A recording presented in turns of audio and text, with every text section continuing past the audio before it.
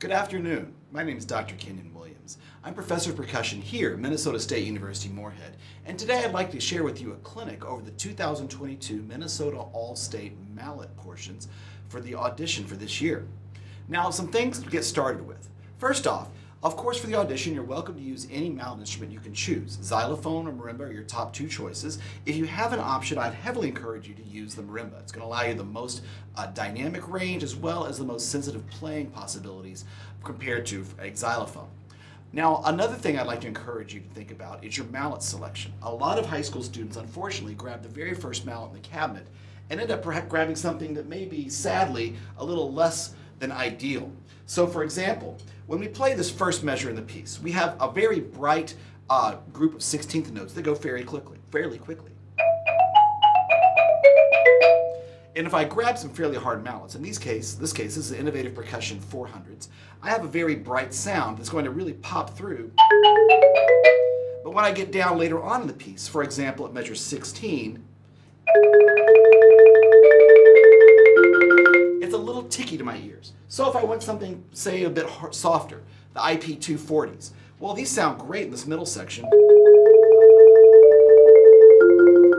Really nice Corral sound. But at the beginning, kind of muffled and not the color I really want. For my selection, I'm going to use some actually IP504s these are William Mersch mallets 504s, which to me have a great bright sound, especially for the beginning. But when I get down to the Corral, enough of a loose wrap to give me that sound I want. So I encourage you to really think about your mallet selection, because it's hard to focus on having a good musical tone if you're simply using the very first mallet you grab. That may put you at a distinct disadvantage for the tone colors that this instrument is wonderfully capable of. Now, when you practice the piece, some very important things to have with you, aside from having your music and a pencil, is to have a metronome. Now, many of my students practice with metronome apps from their smartphone, and you're welcome to use that. Just make sure you can hear it. I often find that many smartphone apps simply aren't loud enough, and a metronome that you can't hear is unfortunately a useless metronome. So I'm going to crank this up, and notice right away, this piece is at a pretty brisk clip. So we want to make sure that we're able to play it before we do anything else at a slower tempo. Don't attack anything quickly. To steal once again from the great John Wooten at the University of Southern Mississippi, slow it down so you can break it down so that you can throw it down. Let me say that again. Slow it down so you can break it down so you can throw it down. So, first off, don't start at 108. Rather, start at a much slower tempo. The great George Hamilton Green, one of the very first mallet teachers in the United States, the very first actually to publish a mallet textbook on how to play xylophone, taught his students to only practice music at the tempo you could play it perfectly. That often meant for his students starting a piece at chord note equals 40 or chord note equals 50, and until they could play it perfectly, then click it up 10 clicks at a time. Now, for me, I'm going to start right now, maybe at chord note equals 60, so now I have a nice pulse I can start with.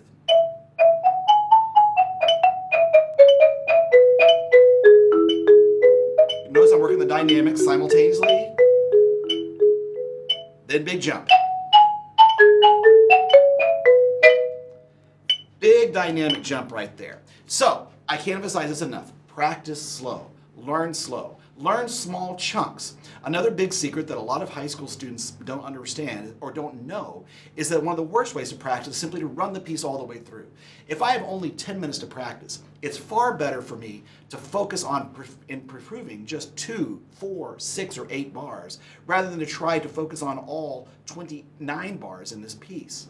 Focus on just the small bit you need to know, make that as good as you can, and then the next day add more to it. You will learn much faster by going slowly and working in chunks, or what music psychologists call chunking. And by working with chunks, you're going to get better faster. So, go slow, get the beginning. Notice again I mentioned the dynamics. We have a nice crescendo that leads into bar 2, that then comes down, and then the big jump at the end of the line. We want to really bring out that fortissimo. Now, we then quickly move into some interesting issues here. In measure number 5, we have a wonderful syncopated figure. Now notice it's mezzo forte, but even though there's no crescendo, I'm going to add a little musicality to it and put a little crescendo in it. Not a huge one, not this. That's overdoing it. We simply want to show to the judges that we have a musical texture, a musical idea. So I'm going to crescendo that up, and I personally start this next lick with my left hand on the little triplet. So left hand there, then alternating, finally going on, sorry, and then immediately jumping down for that mezzo forte. So if I start there and measure number 6, going on from there, dropping down, and notice again, I'm going to put a little crescendo coming up this little passage. Now right here we have some slurs. Now, I can't truly slur on a marimba. It's not a flute, it's not a trumpet. But what I can do is give the illusion of a slur by putting a slight emphasis on the very first note. So, for example, in measure number 7, starting in beat 3, I have this one la lead. Notice again that sense of just a little emphasis on the first note, softer on the second note. That gives me the illusion of a slur. Also notice my sticking. I'm starting off with an alternating sticking at the beginning of the measure, so left hand first. Then I continue that with left, right. Then right here, right, right, left, right, right, left, right, right, left, for my own personal sticking choice. You may find one that works better for you, but that works what works well for me. Now, most of the rest of the piece, the dynamics are all carefully written in. But the slur right there, I would definitely emphasize that little that gives me a nice musical texture, and I'm following that idea of that slur.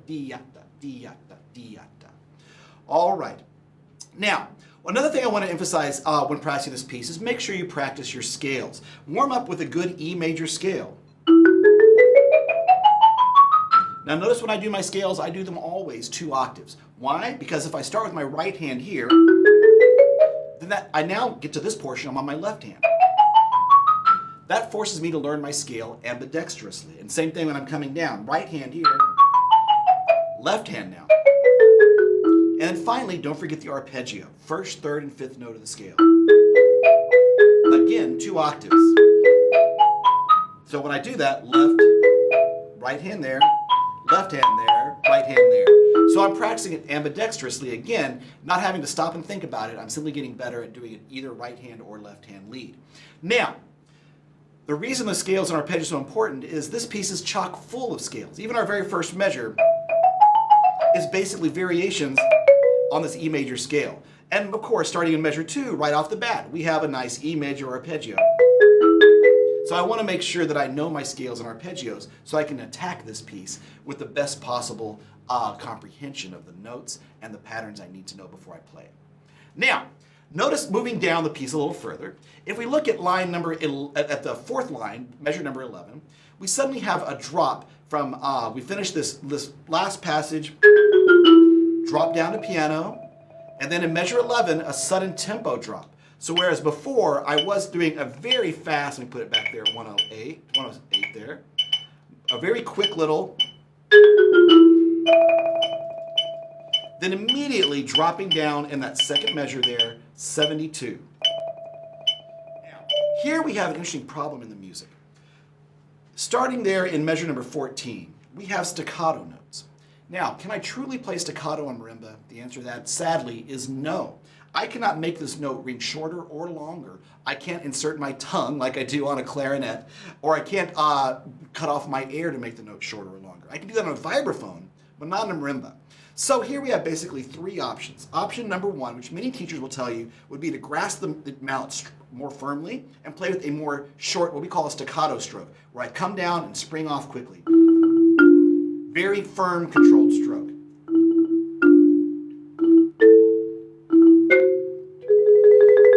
Unfortunately, I don't find that that's going to make much of a sound difference. Unless you have very high-end recording gear and very good technique, you're simply not going to hear that staccato difference between this, what we call legato stroke, or staccato stroke. I may hear a difference between the dynamic, but most likely not much of a difference between staccato and legato strokes. So, 2 other options. Option number 1 would be do a dead stroke. So that's going to give me a staccato sound, or I could also use my fingers. A little harder to do, again. Not everybody's going to be a fan of that. And even the judges listening, honestly, will have varying opinions on which they prefer to hear. I would encourage you to find the one that you think sounds best for you, either using that short staccato stroke, or dead stroke, or fingertips, which is a little trickier as well. So, those are ways to approach that. Moving into our chorale section here, we have, notice this crescendo, break the roll. That G sharp and B is not tied on to the B in beat 4. So I should lift a little bit. Sorry, let me do that again, a little too loud. Break. Now here I don't want to break. All these are under a long continuous slur mark, so long phrase marks that were. So I'm going to keep these non-stop. And notice a nice strong ending on that. I definitely want to end forte. Again, break, because of the next roll is not tied on, a little softer. So a good player is not only going to demonstrate the smooth rolls, but also is going to demonstrate the dynamic jump between the end of that forte roll and the mezzo forte. And then, of course, my next passage with the crescendo. Coming on out of that, big crescendo as we move on. Let me try that again here. Nice big notes coming into that. Now, as I move on, be careful not to rush. A lot of students I've had working on this come to this next passage and are tempted to go, no. Don't forget our tempo we're holding to is actually pretty slow here. Now I'm going to start in beat 4. 2, 3, 4, little break. Going on from there. So don't let it rush. Practice with that metronome, and super important key tool for any percussionist. And again, notice where the slur is, where the roll is connected, then I want to connect. But in that measure number 20, moving measure 19 to 20, it's not connected to the D. So this would be an incorrect interpretation. 4, 1. No, instead there should be a little pause. 4, 1. So I should have a little hesitation, my mallet stroke there. Now, moving on in measure 22, you can see we're now back into our E major. Notice our tempo is moving on quite a bit faster. And I said C major, that's not C major, that little portion there is an A minor, my apologies.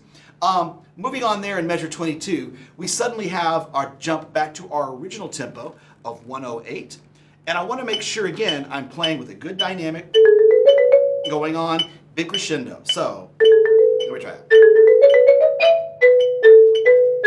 And what do we have right here? There it is again. There's that E arpeggio. So I want to make sure I know those arpeggios, because here it is again with a little decoration there at the end. Going on from there. Now notice a couple things. Number one, don't just play the ink. Correct, but it doesn't account for the slur marking. So again, I'm going to add, to make a little bit of differentiation between the two different shorter slurred phrases, I'm going to put a little crescendo for each one. Oh, let me try that again.